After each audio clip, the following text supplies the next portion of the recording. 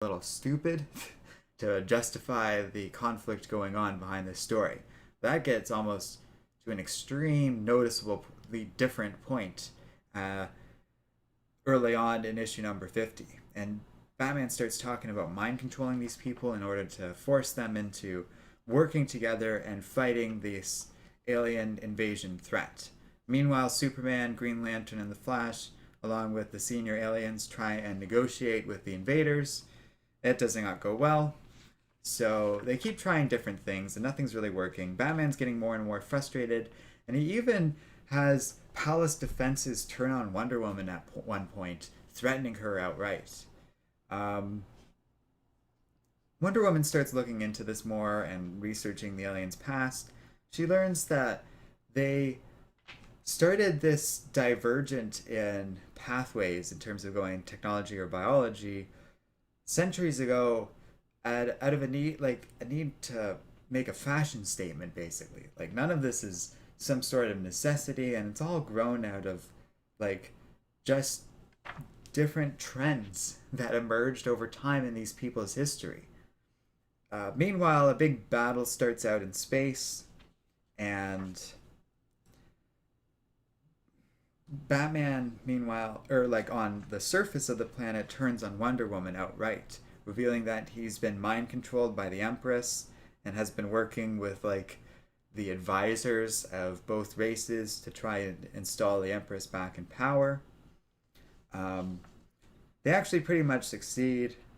Batman even managing to slap a mind control device on Wonder Woman, and the Empress is installed back in power and like basically just uh, explains that she engineered this whole thing.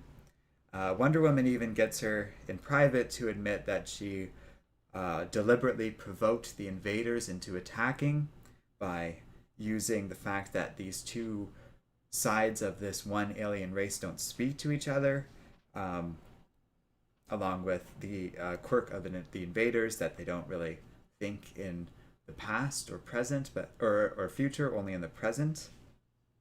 But secretly, Wonder Woman had figured a lot of this out beforehand and freed Batman from his mind control a long time ago. He had just been playing along, and they actually baited Wonder Woman into, the Empress into revealing that she was behind this whole thing. Uh, and two of the kids that they rescued early on in this story that basically got the Justice League involved in all of this to begin with uh, had revealed the Empress's ploy by working together, and that's like the whole thing. And so like the races learn that. Meanwhile, the Justice League faked like this big coup the Empress had planned against them to destroy them and the invaders in one fell swoop. Everything's revealed, and the Empress is detained, but the Justice League manages to stop them from like killing her, and they just give her to the invaders as like a prisoner and peace offering. And the races finally agree to work together, with the kids kind of leading that charge, now knowing their history and stuff. And then in a neat little story, Wonder Woman reveals that, or like a neat little twist at the end of the story, Wonder Woman reveals the story she had told the Empress about this giantess that ruled over these ancient Greek people was just something she made up to kind of goad the Empress into revealing some of her plan. But they all kind of agree that they were terrible at being in charge, and that they shouldn't have done it to begin with. And as they head home, Wonder Woman kind of says like that they're superheroes, so they should lead by example, not through command.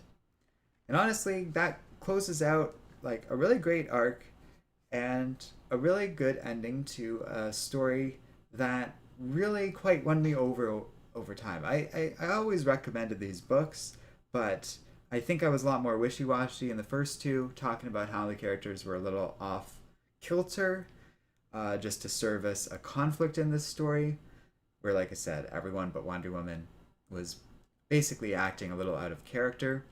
But I have to say, I don't know, it really kind of came together here enough that I can overlook that, because what we ended up getting as a payoff was a really interesting exploration of a bunch of issues aside from the obvious stuff about like race and that sort of conflict, which is very transparently there. There's a lot being explored here about colonization, why the superheroes don't just rule over people, uh, and making a pretty strong case for that. And like I said in kind of the earlier part of this review that was more spoiler free, I really thought that they did a good job at like sort of conveying like a need for a political lesson without it being overt and kind of handled in a very clever way. I really appreciate how artfully that was all done. Because there's kind of a line of criticism in comics these days that a lot of the politics are very broad and obvious and poorly handled. I think that's still true to a lot of comic books, even if they are getting a little better at this or not really dealing with a lot of overt politics at all. But when we say, like, some people are using that just to, when they don't like the politics being discussed, I think this book and this story arc is a good example of how politics can be used effectively without being like broad or overblown or saying the same thing over and over again. Certainly the lessons that you can extract out of here about like cultures kind of coming in and taking over as being like done before and explored. But I thought it was like a more clever point than the average Justice League story, and it reminded me a lot, like I said earlier, about of like Justice League stories and superhero stories from older days, where they didn't go for big, huge stakes. It really was just about this planet and whether or not the Justice League could help this planet or leave it in ruins through their arrogance and ignorance. And I think kind of putting the Justice League in this position and having them admit something that they're not good at versus something and the things they are good at was an interesting discussion to have. I was very skeptical going into this thing that for issue number 50 that this story wasn't really going to pay off in a fun way.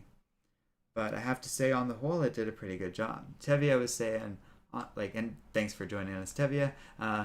Honestly, I think this story just seems filler and boring. I can see that side of it, and certainly the last two story arcs of Justice League haven't been like big, huge arcs. But that's what I've really liked about them, is they felt more grounded. They felt more down to earth, even in a story like this that doesn't take place on Earth at all. They were dealing with the fate of a single planet. In the last arc, that was Earth. In this arc, it's a completely alien world. And I like the break. Compared to all the big stuff going on in X-Men and Batman, or even in Death Metal, it's nice to have a Justice League story that's just really kind of simple and going by relatively basic things.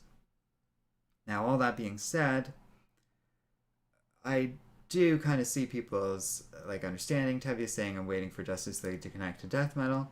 I understand the need for that, but compared to like the Justice League of early Rebirth era or certain points late in the New 52, those comics really felt like filler. Where I'm almost out of frame.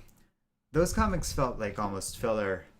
That really was just treading water, and they're trying to be big, but they're really just, I don't know, trying these high stakes stories, and by pushing the stakes over and over and over again, there's nothing beyond it. Just like, oh, they're going up against like Maxwell Lord now until the next big crossover event, and there you could skip over them without missing a thing. These books, yeah, you could skip them easily, but I really like the journey, and I enjoyed the character work. I thought the characters on the whole were better handled in this issue compared to the other ones. And the extra length of the issue 50 really worked well in better exploring and fully executing this arc, fleshing things out and really letting us breathe in these characters. I thought the nuance of the politics in this were really well handled on the whole. Tevia goes on saying, however, I will give this story this. At least it's simple and 10 times better than Bendis' Superman garbage. And I think that's part of it compared to some of those earlier Justice League stories I was talking about from not this run, but the previous run, which I thought was just lousy. Those ones were like overly complicated. These last two stories have been nice and clean and simple, and I would love to see Spurrier or Venditti really write some more for Justice League. That they've written the last two arcs, respectively, although reverse so, and either of them did a really good job, and I think have a lot of potential. I don't know if I necessarily need the Justice League to be doing these big thematic changes every time. Bringing something down to these single self-contained stories was a nice and wonderful breath of fresh air. And if this is the kind of energy we can expect out of the Justice League going forward, then I am for it. Much more so than, say, what we got out of Batman and stuff. Oh, well, and Teddy is saying Robert Venditti Justice League was fun. I thought the work he's doing with that and Superman Man of Tomorrow shows that Venditti's a great writer for these kind of broader superhero characters like Superman and the Justice League as a whole. I want to see him back too. Either of those two, though. I thought Spurrier really did something interesting with this book and wrote a different kind of Justice League story compared to what we've gotten out of the last 10 years or so. And it was refreshing. Like, I found it very refreshing personally. But hey, like, and if Tevye, if you disagree, that's perfectly fine. I'm sure other people do. If you're watching this video after the fact, feel free to state your case in the comment section below, because I'm always interested in hearing those opinions. But in a story where, like, we're kind of just telling this one-off little adventure, and we're dealing with this particular issue and content, this is one of the better examples of that I've seen in some time, and it was great on the whole. So personally, I do recommend it. You would absolutely need to read issues number 48 and 49 to appreciate this one. This is the end of an arc, and that's part of an issue like number 50 feels like it should be like a bigger book. So I do disagree with that a little bit, but otherwise this was a solid story on the whole, and I quite enjoyed it. So thanks for watching, everybody, and we'll see you next time.